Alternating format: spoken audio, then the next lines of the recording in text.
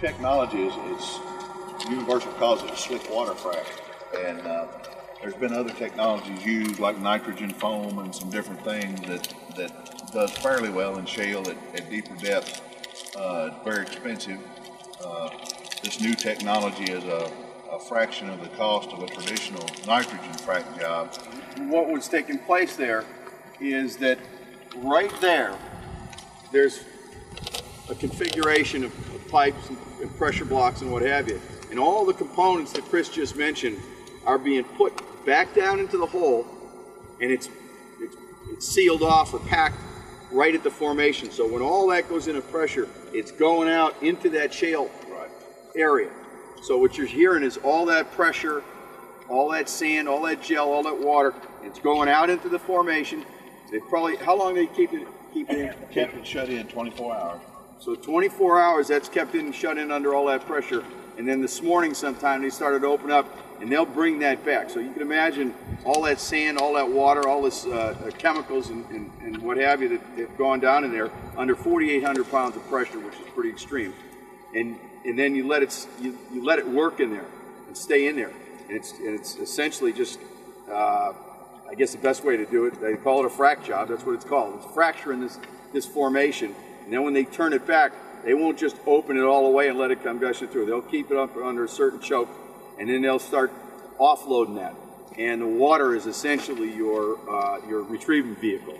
You got pressure down in the hole, and that water will come back, but they'll bring it back under a certain amount of pressure, so the propping agent, which is the sand, stays in there and keeps that spacing. And then we'll start seeing what kind of gas we deliver from that formation as well. What happens is, this is your gas well right here. It's coming up, going through there. That's the meter box. That reads what volume goes through here. Now, every one of our wells is individually metered, because at the end of the day, of course, and you'll see it later on, there's a master compressor station, and all of it goes into Citizens, and there's one big meter there. So you have to be able to audit that back on an individual basis.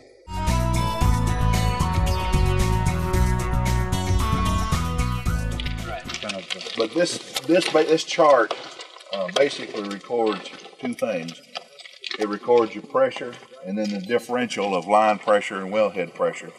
And then there's a formula this long that's got to be computated to tell you what your MCF of delivery is. So it's not like we can just come out here and look and say, oh, it's making 37 MCF. I'll have to call back in, they run it through the computer. But whenever we send these charts off every 28 days, they're put on a computer, and each little EKG line is traced, and it computes it right up to the minute, actually. I have a question. Yeah. What's stopping somebody from coming out here and stealing mine? Yeah. How are they going to get it? I have the slightest idea what it's doing, so... Well, it's going into a pipeline. There's no way for anybody to take it. In other words, you can't come up here and hook a truck up to it and suck it out and take it anywhere. You can? No, no way. Well, how do you get it out?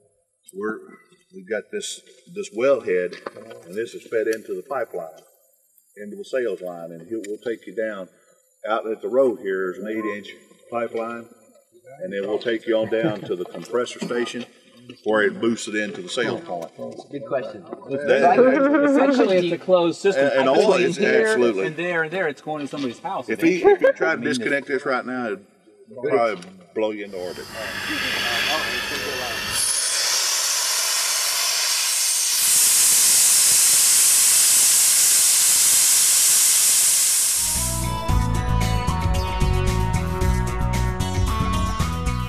The number 10. That was the first one we drilled on. The first one? Yep. And then which was we second? did the number 11 was second. The number 3 was third. And that was it, yeah. That was it. Then you had an oil.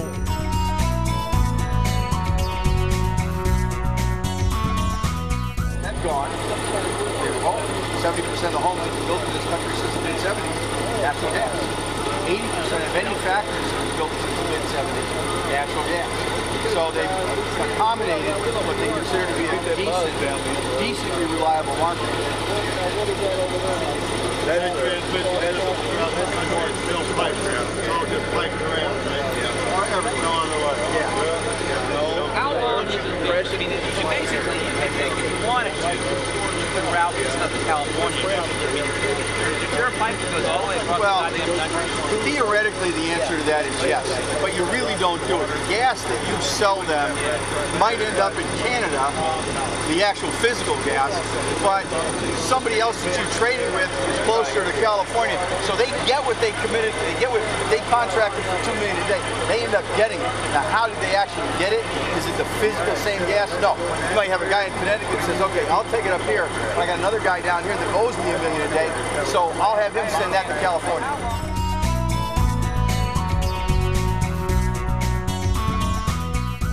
The porosity and permeability of the rock, if it's very tight, your spacing orders will be close together. That way, you want to have them spaced so that you're not sticking a straw in the same cup.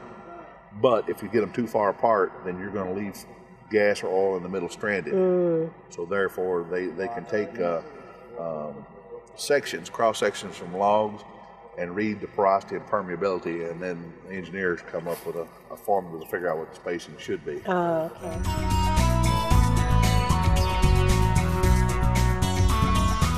And where will you be drilling our fourth well? Right?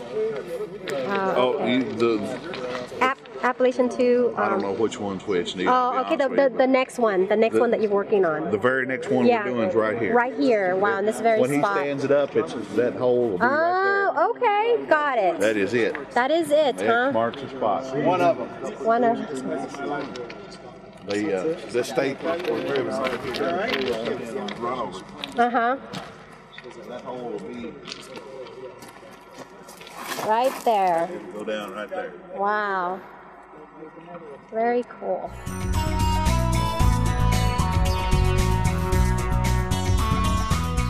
There's internal markers in the earth that remain constant from sea level. Okay. It's called the pencil cave and the mud cave. Okay. And they can tell where they encounter those markers, how they're running on structure, if they're running high or low.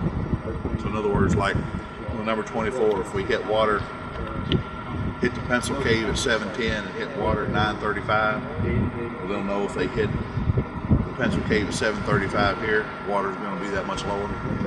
So they have to go that much further. And how do they tell what you hit? Just by what comes up? What comes up, and the rig will do certain things. When they hit certain things, they can tell the pressure changes downhole. Downhole pressure is weight on bit. That thing will measure exactly how much downforce is on the bit. A lot of different methods, and what comes out of the hole.